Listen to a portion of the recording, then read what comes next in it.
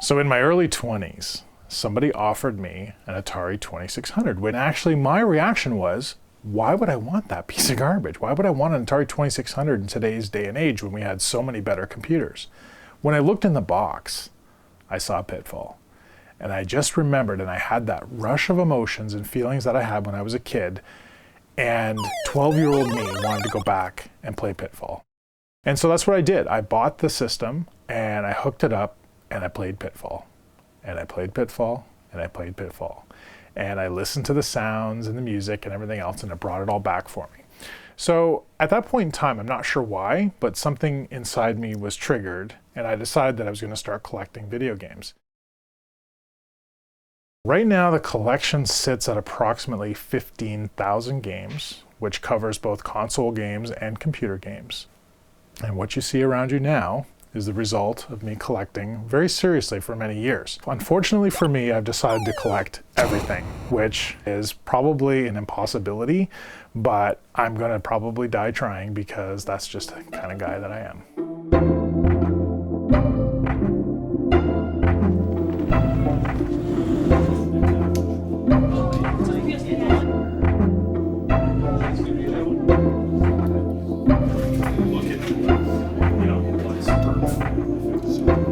So Game Night originally started when a friend of mine, Tina Marie, said to me, hey, why don't we get together, play some video games, invite a bunch of people over and have some drinks. And that was back in 2001. After that, each and every successive game night seemed to get bigger and better. The process of getting set up for game night actually starts anywhere from 6 to 8 weeks prior to the event. I start looking for prizes and partners and everything else to help us put the event on. And then I start thinking about what gaming experiences I want to share with people that come to game night. Every single game night experience is different. I don't want anybody to come to me and say, wow, that was just like last time.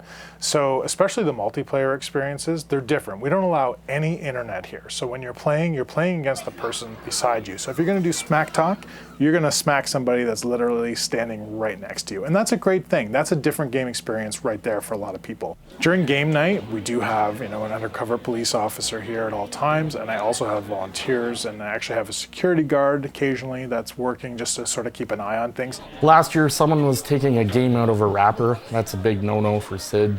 So I just told him, don't take things out of the wrapper. Sounds really tough. Yeah. No one gets past me. No one gets past you? No. I've been doing game nights for over 10 years. I've never had anything go missing. And everyone I think knows that the day that something happens is going to be the end of game night, and nobody wants that.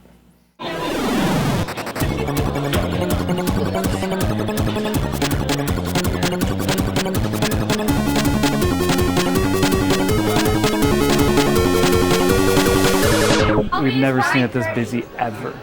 Considering the arcade scene is pretty dead, I think this is it's a breath of fresh air pretty much to come to a place like this. It's crazy, and it's really cool to see all sorts of different people showing up here, all intermingling and just having fun or just nerding out and geeking out. Now it's gotten to the point where, I have people tell me that their kids are talking about the experience for weeks and months afterwards, looking forward to the next one. I feel like we need to purchase a bigger home at this point in time. We've never had this many people here. We have probably well over 300 people tonight, so it's just been a big event.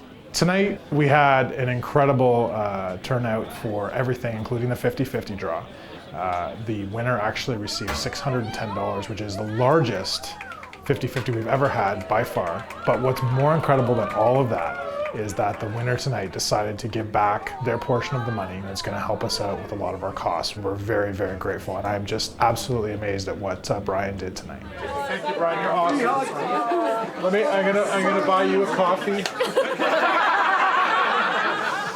I knew if I won it, I was going to give it away anyways. So just something I wanted to do, and I'm glad to do. Domino's, did the Domino's pizza show up yet? No. Okay, so if the Domino's pizza isn't here in 20 minutes, you'll never to go to Domino's Pizza. No, I'm just kidding.